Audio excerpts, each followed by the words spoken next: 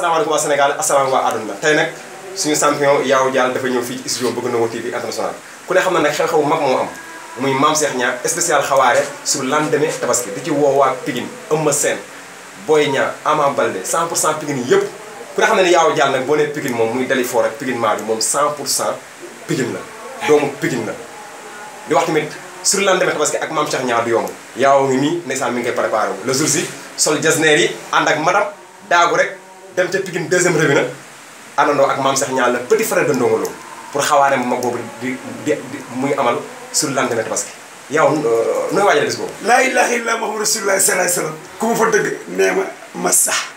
koy àndal. ah. ci ñaare bi ngay àndal wala aawul.